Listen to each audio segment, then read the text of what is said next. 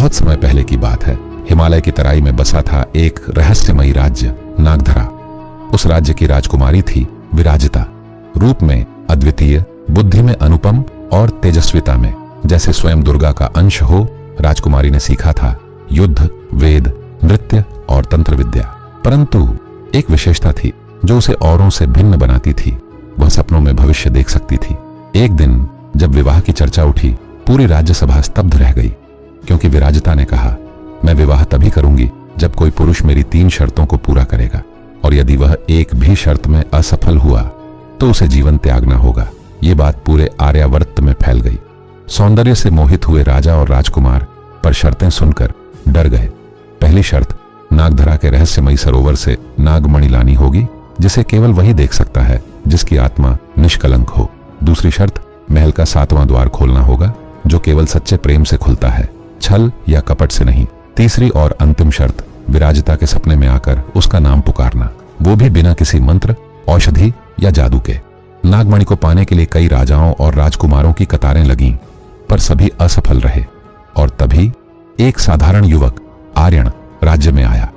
वह कोई राजकुमार नहीं, बल्कि एक तपस्वी का पुत्र था, जिसने योग, वेद और ध्यान से अपनी आत्मा को निर्मल कर लिया था।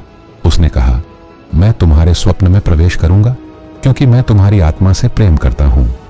आर्यन पहुंचा हिमवंत के गुप्त वन में, जहां नागों का रहस्यमयी सरोवर था। नागराज वासुकी ने पूछा, क्या तेरा हृदय निष्कलंक है? आर्यन ध्यानस्थ हुआ। जल शांत हुआ और नीले प्रकाश से चमकती हुई नागमणि प्रकट हुई। नागराज मुस्कुराए, तू पहला है जिसने लालच के बिना इसे देखा, और नागमणि लेकर राजकुमारी के पास पहुंचा। राजकुमारी ने अब उसे अपने दूसरे साल के बारे में बताया। महल का 7वां द्वार खोलना होगा, जो केवल सच्चे प्रेम से खुलता है। अब आर्यन पहुंचा दूसरी शर्त की ओर। राजमहल का 7वां द्वार, कोई ताला नहीं, कोई कुंजी नहीं, सिर्फ एक रहस्य। आर्यन ने आंखें बंद की और कहा, मैं तुम्हारे प्रेम में नहीं, तुम्हारी मुक्ति में समर्पित हूं। अगर तुम मेरी न बनी तो भी तुम्हारे सुख की प्रार्थना करूंगा। और तभी द्वार खुल गया। एक तीव्र प्रकाश निकला। 7वां दरवाजा खुला देखकर राजकुमारी के आंखों में झलक रहे थे।